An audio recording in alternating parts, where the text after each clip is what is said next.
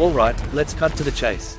You've got a PS5, and that's basically a golden ticket to some of the best gaming out there. I'm not here to throw a list at you, I want to talk about the games that get what this console's about. The ones that hit you with visuals you can't unsee, gameplay that sticks with you, and those little moments that make you go, yeah, this is why I play. I've sunk way too many hours into these, and if you haven't yet, let's fix that. Here we go.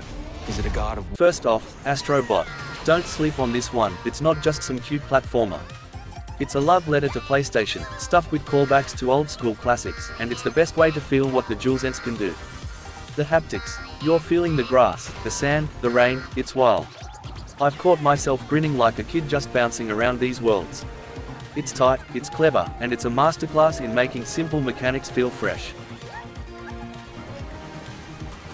Then there's Ratchet & Clank, Rift Apart.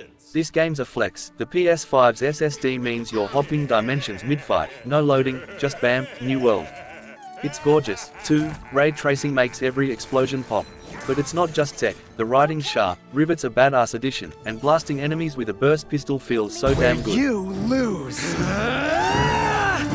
Ratchet, the Dimensionator! I've replayed levels just to mess around with the weapons. This is the PS5 showing off without breaking a sweat. And us out of here. But with everyone keeps God of War Ragnarok, where do I even start? This game's a gut punch. Kratos and Atreus are at their peak, the story's got layers that'll mess you up, and the combat's so heavy you feel every hit. I still think about that first Thor fight, pure adrenaline. The Norse vibes are dialed up, with vistas that make you pause and soak it in. What is it you want from me? Is it a god of war? If you want a game that's equal parts heart and muscle, this is it. You don't really want war. Next up, Horizon Forbidden West. Open world nuts like me live for this.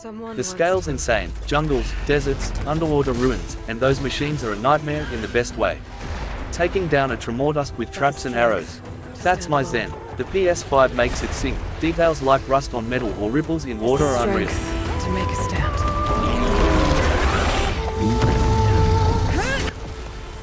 Aloy's story keeps you locked in, but honestly, I'd play just to explore. Greater than myself.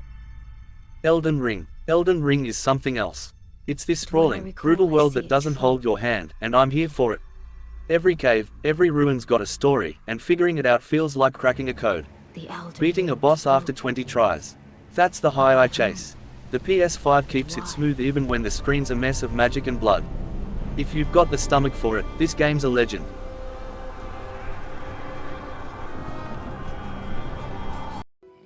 Marvel's Spider-Man 2, man, this game's a rush.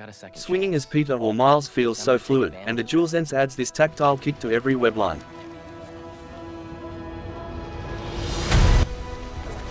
The city's alive, the fights are cinematic, and the story's got heart. I teared up, no shame. Loading's so fast you're in the action before you blink. I've spent hours just swinging around, chasing that perfect flow. Superhero fantasy, nailed. I didn't know there were bears in these woods. Demon's Souls on PS5 is a stunner. The remake's so crisp I've stopped mid-run to admire a shadow, seriously. But it's still a Souls game, punishing, deliberate, brilliant. Volateria's a maze of dread, and every win feels earned. I remember my first Archdemon kill, shaking hands, big grin.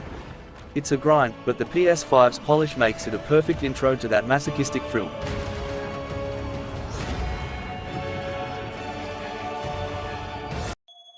Final Fantasy VII Rebirth is my RPG fix.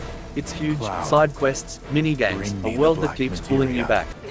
The combat's this slick mix of real-time and strategy, and the PS5 makes it buttery smooth. The story's a rollercoaster, old fans will geek out, newbies will still feel it. I've lost weekends to this, chasing every thread. It's the kind of game you live in. The Last of Us Part 1, this remake's haunting. The visuals are so real it's almost unsettling, and the PS5 squeezes every ounce of tension out of it. It can't be any worse than in here. Can it? Joel and Ellie's journey still wrecks me, those quiet moments hit as hard as the fights. Stealthing past clickers with the DualSense rumbling. Chills. If you've never played, this is storytelling Thalinga. What are you so afraid of? You're treading on some mighty thin ice here. Gran Turismo 7 is for the gearheads. The cars look so good I've zoomed in just to drool over the stitching. Driving's precise, DualSense makes you feel the gravel, the grip, everything. I'm not even a racing nut, but tweaking a car and nailing a corner. Addictive, it's the PS5's power in every reverie.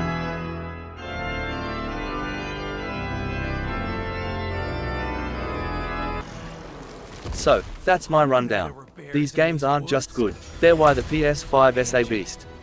They've kept me up way too late, and I'd do it again. Than myself. What's your pick? Hit the comments, I'm always down to talk shop. If this got you hyped, stick around, next time, I'm digging into PS5 indies that deserve more love.